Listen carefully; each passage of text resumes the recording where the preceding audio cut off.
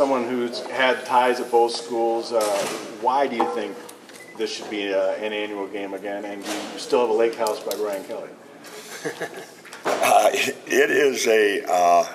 It's a great game because it's two really, really outstanding universities. You know, both schools have great academics. Both schools do it the right way. And I think, in the history of football, those are two of the very, very top schools, and they should always play each other. And do I have a lake house? No, he's got a really, really big one, I think. No, mine isn't like that. It's not by him. Greg, the defensive line's obviously been an elite unit the past 3-4 years. How much kind of internal discussion in terms of how much control they have to take Saturday? I mean, do you feel like the D-line is going to set the tone?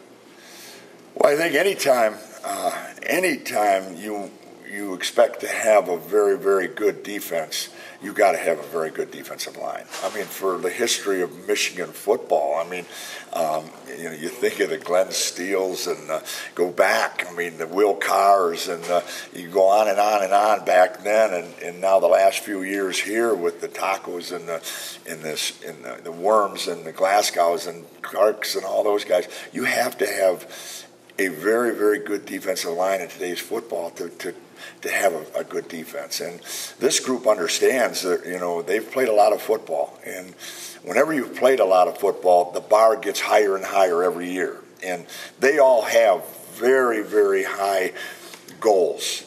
And this is the first game in attaining those goals. And it's all it is. That's what happens. When you play the first game, when you work as hard as this group has worked in the summer, when you've had the experience that they had last year, this is the next step.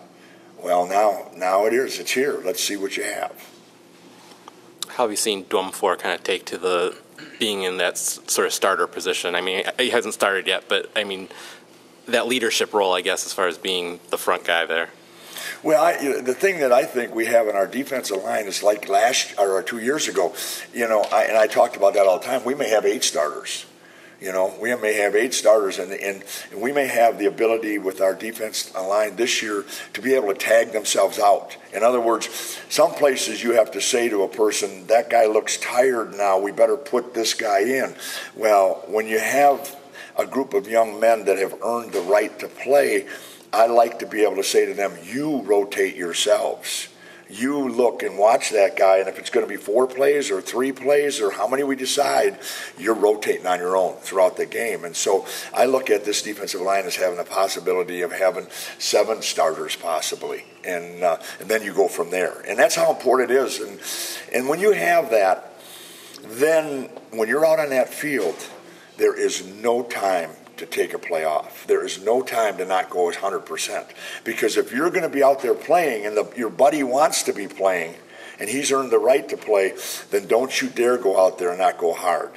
Now when you can't go anymore because you're tired, come on out and your buddy will come in for you and he'll play the way he's supposed to play. And that's what we had 2 years ago, and I think we're working towards that again this year. So are we wrong to think that that's Dwumfor's job, or is Lawrence Marshall possibly in that? I mean, can you talk about the battle between those two? You've got a whole group of guys in there now. You've got a whole group of people in that group. I look at, there's 5 guys possibly that are starter for those first inside 2 positions. And the other thing we've done with the inside 2 positions, they're equal. Like when you talk about a 3 technique and you talk about a nose, they're really equal positions. One just plays on one side and one plays on the other. So you could have the possibility of 5 guys that are being able to play those 2 positions. Who are those 5 guys that could play those 2? Well, the 5 guys would be, as you mentioned before, you've got Brian Monet, and you've got Lawrence Marshall, and you've got Dwumfor, you've got Aubrey Solomon, and you've got Carlo Kemp. I mean, you've got 5 guys that I believe, starting in the spring last year and right now through this camp, have really earned the right to, that where you say, okay, we trust you. We think when you go in there, you will play the type of defense that we expect you to play. What went into the decision to move Carlo inside, and how has he done there? He kind of came up to us, and Carlo gives you a really unique player in that he's very intelligent and he understands football. He's played the anchor position. Okay, now he's gotten himself bigger. He's gained about 15 pounds. He's one of the strongest players on the team, and he himself wanted to move inside because it's less running.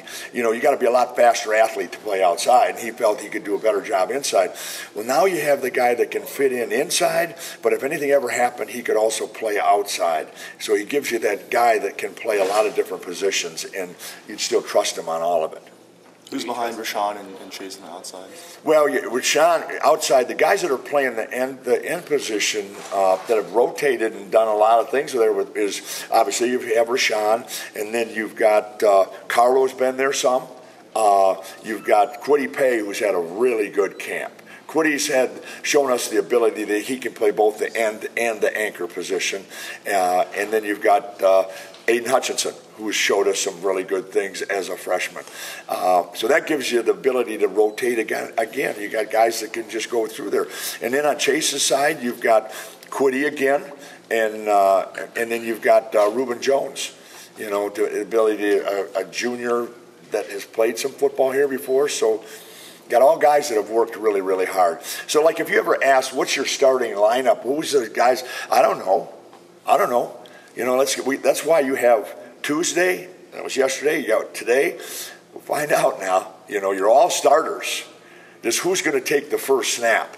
And that's what we always talk about. You're all starters. You've earned the right. If you're going to earn the right to rotate, then you're a starter. Okay? So let's say who puts their foot on the grass the first play. All right, if you want to call that a starter, that's a starter. But in 4 plays, there may be another guy in there that's playing just as an important part of a role as anybody else. Has Luigi been practicing this fall? Is that something that's still carrying over from last year's injury, or is there something new there? What's that, the rotation? Luigi. Oh yeah, Luigi's fine. Luigi got a little bump and bruise. You know, he's been out for a little bit. He was doing really, really well, and he got a little bit of a setback. Nothing real serious, but it slowed him up a little bit. When you have the depth and talent you do up front, and also the linebackers and secondary, can you just talk about this defense as a whole and your thoughts days away from it playing? Well, again, yeah, it's a lot of guys that played last year, and Coach Brown's done a great job of getting this defense to be the aggressive type of defense that it is, and like I said, all these guys are so many guys back. Now the next step is let's find out. You know, you guys have all done a lot of writing about them. You know, everybody's talked a lot about these guys. The great news is Saturday we'll find out, and Saturday's their turn. Now it's Saturday to find out if they carry the torch for last year's and the year before's and that kind of thing. And they're the next defensive group at Michigan. Let's see where they rank. Greg, what is it about your room that continually seems to have guys that will pass along to the next guy and the next guy? So every year we talk to you, you have the same situation or something similar. What is it about your room that has been going on for several years now?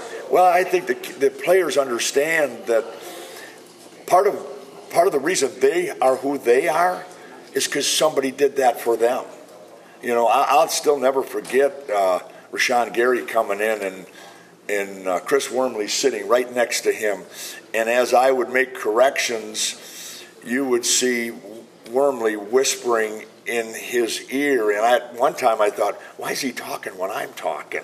Well, I'm finding out that Chris Wormley is telling Rashawn or explaining, I guess maybe my language was not what he understood, and he was probably saying, the coach is just trying to tell you should be doing this. Well, all of a sudden now this year, I see Rashawn Gary, and sitting right next to him is Aiden Hutchinson, and it's the exact same thing. And I think when this is all done, you're going to hear Aiden Hutchinson say the guy that helped him more than anything and has brought him along as fast as he has been Rashawn Gary. And and that's what makes me so proud of the guys in our room.